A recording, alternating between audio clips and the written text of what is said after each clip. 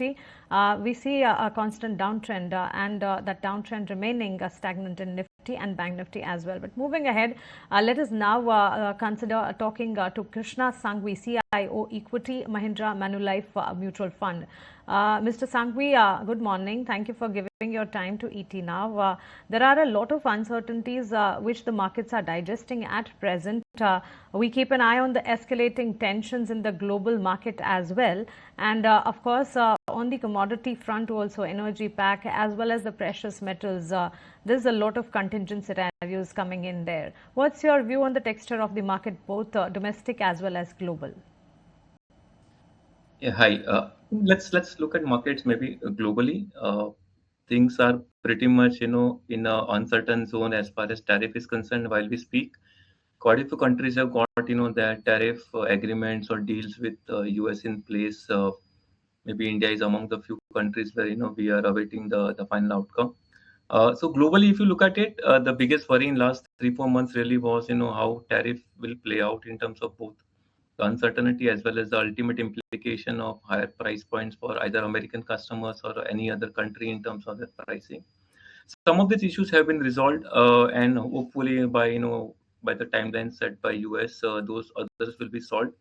And that's led to markets globally making sort of new highs almost. All major economies have gone to pre-April prices in terms of index levels, and stock markets are doing well.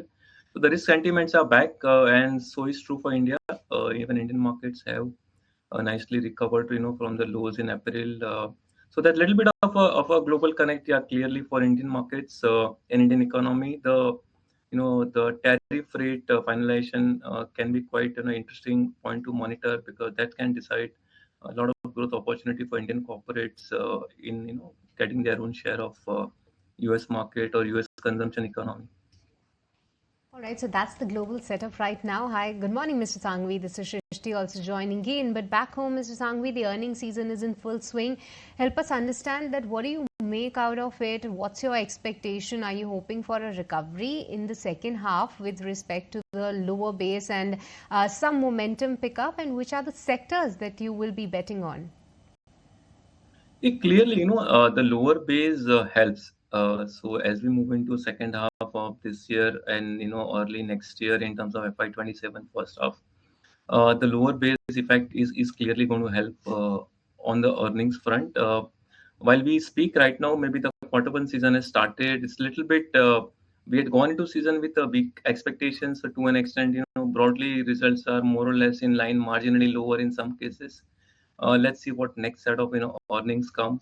From a sectoral perspective, maybe BFSI is one space which looks interesting. In a way, I can say reasonably immune to any thing which comes out of tariff. Similarly, Indian consumption sector is reasonably uh, similar, aloof from any tariff implication on a direct basis. So those companies cannot have any major bearing because of tariff being imposed. So that's a good sweet spot for now. Yeah, going ahead, core India story of manufacturing, capex, etc. remains intact. Might be just a question of waiting out for one or two result seasons, quarterlies to play out, and hopefully better clarity on that. To go back to earlier point, the tariff actually can drive something good for Indian capex cycle to revive. Some Indian corporates will have opportunities to start investing for US markets, to address their own US markets. So that's an interesting data point again, which will decide sectoral perspective. Mr. Sanghavi, hi morning. This is Nehi also joining in. You just said that you believe the entire Indian consumption sector looks interesting at the moment because of how shielded it is against tariffs, and it's largely a domestic play when it comes to our consumption back home. But within the broader basket of consumption, what are some themes you're liking at the moment? Could it be core FMCG and staples? Is it retail? Is it travel and tourism? What is your take here? Yeah, it is combination of everything in a way. Some I'll say inter-sector divergence is the word where. So what's the core thing playing out in India really is that K-shaped recovery, which led the people at upper end of financial income and spending power doing well. So that gives a lot of fillip to the discretionary space. Maybe upper end consumption items, perhaps travel tourism is clearly one part of it, as you mentioned. On the other side, the incremental data points clearly focuses on government doing its own bit of spending money towards the other part of the K curve. We have a lot of events playing out, like for example, the pay commission outcome, which is in next 12 months. We had this tax saving being announced in the budget, which is playing out in terms of actual money with people.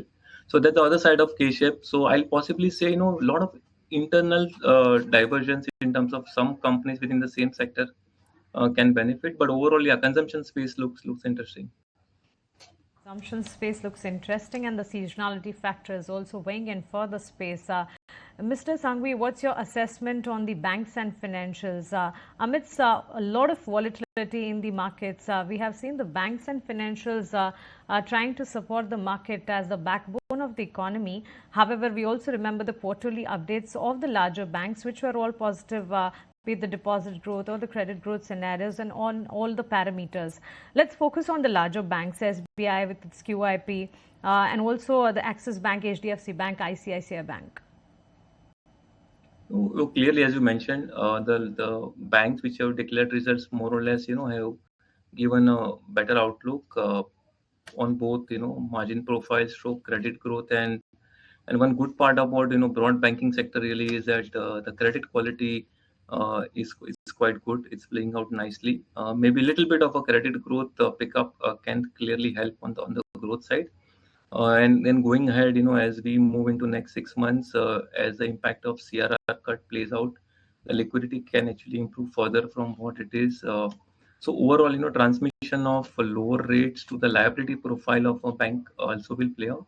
So on the whole, as a clearly BFSI looks a good space to be in.